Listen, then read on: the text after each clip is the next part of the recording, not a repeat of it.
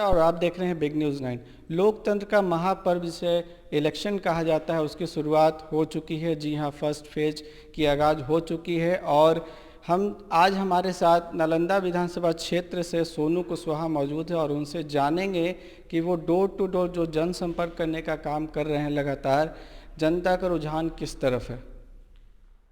प्रत्याशी सोनू कुशवाहा, और हम उनसे जानेंगे कि लोगों का क्या रुझान है, किसके तरफ उनका वोट डाइवर्ट होने वाला है। नमस्कार सोनू जी। नमस्कार। लगातार आप जनसंपर्क का काम कर रहे हैं अपने क्षेत्र में, क्या लग रहा है जनता का रुझान, आपको फीडबैक मिल रहा होगा, किस तरह का फीडबैक मिल रहा है? जनता का रुझान इस बार राष्ट्रीय लोक समता पार्टी और जीडीएसएफ गठबंधन के साथ है।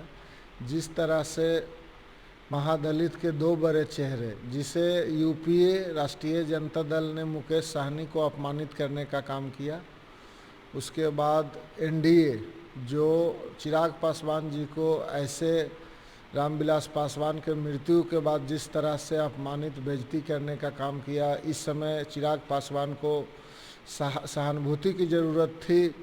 जो नीतीश कुमार जी बिहार के मुख्यमंत्री और भारत के प्रधानमंत्री नरेंद्र मोदी जी, दोनों में ये सहानुभूति किसी के मृत्यु के बाद जो एक रिवाज है, एक शिष्टाचार दिखाता है, उसके विपरीत दोनों ने काम किया।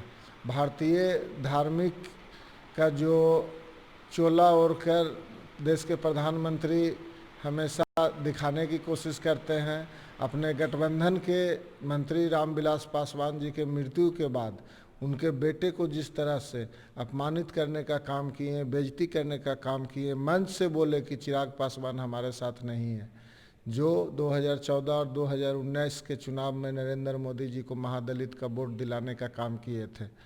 ऐसे समय में चिराग पासवान का अपमान महादलित भी बर्दाश्त नहीं कर रहा है, दलित महादलित, और मुकेश सहनी का जो अपमान किया गया था राष्ट्रीय जनता दल की ओर से।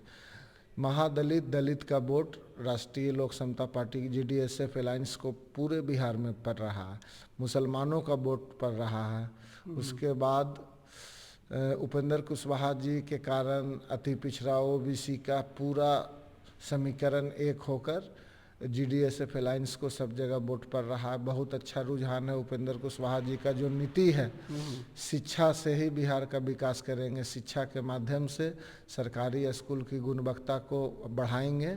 और उपेंद्र कुशवाहा जी का कहना है कि अगर हमारी सरकार बनती है तो पहले कैबिनेट के मीटिंग में हम आदेश कानून बनाकर एक आदेश जारी करेंगे जिसमें कमिश्नर का बेटा हो या डीएम का बेटा हो, एसपी का बेटा हो या दरोगा का बेटा हो या ठेला रिक्शा वाला का बेटा हो या मजदूर का बेटा हो या मुख्यमंत्री से लेकर मंत्री, सांसद, विधायक का बेटा हो, सभी को एक स्कूल में पढ़ना अनिवार्य कर दिया जाएगा कानून बनाकर। और जब बड़े बड़े ब्यूरोक्रेसी और बड़े बड़े नेताओं का बेटा जब सरकारी स्कूल में पढ़ने लगेगा तो निश्चित रूप से उस स्कूल की पढ़ाई की गुणवत्ता बहुत बेहतर हो जाएगी।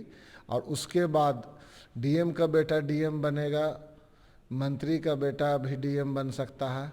लेकिन जब गरीब का बच्चा का पढ़ाई बढ़िया होगा तो निश्चित रूप से हम कह सकते हैं कि गरीब का बेटा भी डीएम बनेगा और एसपी बनेगा, कमिश्नर बनेगा और अन्य सरकारी सेवाओं में जाएगा। और राष्ट्रीय लोक समता पार्टी की सरकार बनने के बाद एक भी मजदूर, ठेला रिक्शा वाले को बिहार से बाहर पलायन नहीं होने देंगे। अगर पलायन बिहार से बाहर होगा भी तो बिहार से बाहर डीएम बनकर जाएंगे, बिहार से बाहर एसपी बनकर जाएंगे, कमिश्नर बनकर जाएंगे, एसएससी, रेलवे, इनकम टैक्स, अन्य सरकारी बैंकिंग सेवाओं में सेवा देने जाएंगे। एक भी मजदूर को हम ठेला रिक्शा चलाने के लिए बिहार से बाहर नहीं जाएंगे। चूँकि आप पार्टी में बहुत पुराने हैं, आपको पार्टी के बारे में ज़्यादा कुछ पता है, तो फर्स्ट फेज का चुनाव तो हो चुका जी, क्या लगता है कितनी सीटों पर आपका कब्जा होगा? बहुत अच्छा रुझान है और हम लोग का लगभग वोट ऑफ परसेंटेज बहुत अच्छा जा रहा है। उम्मीदवारों से जो बातचीत हुई है बहुत अच्छा रुझान है और हम लोग बहुत अच्छी स्थिति में हैं। हम भाजपा और राजद के तरह नहीं बोल देंगे कि सारा सीट जीत रहे हैं। ये तो मतदाता मालिकों का जो आदेश होगा उसका पालन होगा, लेकिन रुझान बहुत अच्छा है। क्योंकि एक कहा जाए कि बहुत परफेक्ट मैच है कुशवाहा और बसपा में जो लोग हैं और ओवैसी में जो कहा जाए, तो एक परफेक्ट मैच जो बन रहा है, सारी जातियों का वोट क्या मिल रहा है, ऐसा आपको जनसंपर्क के दौरान आपको महसूस हो रहा है? देखिए, मुसलमानों का जो वोट था लगातार कांग्रेस और राष्ट्रीय जनता दल के साथ था और मुसलमान ठगा महसूस कर रहा था। 5 टिकट दिया है राष्ट्रीय जनता दल ने और कांग्रेस का भी वही हाल है। जहाँ जहाँ मुस्लिम वोटर्स ज़्यादा है, 90,000 1 लाख, वहाँ भी टिकट बेचने का उन लोगों ने काम किया है और मुसलमान को लगातार ठगने का काम किया है। असरुद्दीन ओवैसी साहब के नेतृत्व में निश्चित रूप से मुसलमान अबर कुशवाहा के साथ अलायंस किए हैं और कुशवाहा का भी यादव से कम वोट नहीं है, मात्र 5 लाख वोट कम है। 90 लाख यादव का है और 85 लाख कुशवाहा का है और बाकी हम लोगों के साथ महादलित दलित टोटल मिल रहे हैं।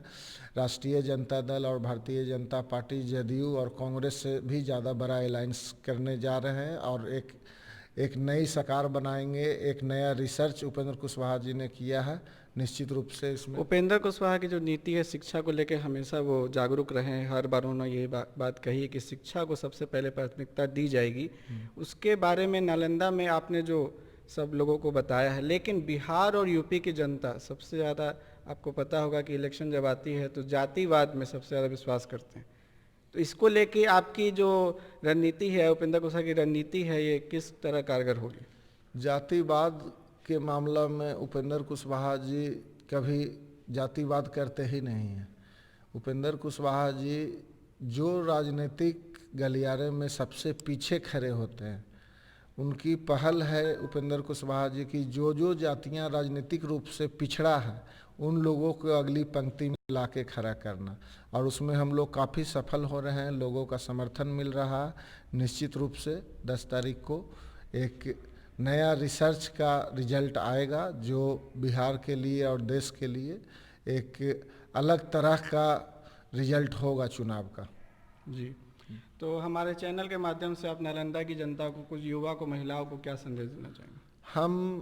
अगर हम राष्ट्रीय लोक समता पार्टी की सरकार बनती है तो एक बात और बता देना चाहते हैं कि आज़ादी के बाद अभी तक कोई भी सरकार ने बिहार से एक भी क्रिकेटर नहीं बनाया है और खेल जगत में बिहार बहुत पीछे है हरियाणा, पंजाब, महाराष्ट्र के तुलना में।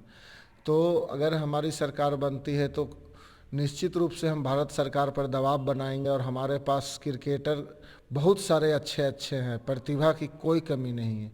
जब हम IAS 60% दे सकते हैं सरकारी स्कूल में पढ़ाई नहीं होने के बाद भी, तो क्रिकेटर भी हमारे पास एक से एक है, हमारे पास लिस्ट भी है, लेकिन उसका पहल सरकारी रूप से नहीं किया जाता है किसी भी मुख्यमंत्री के द्वारा।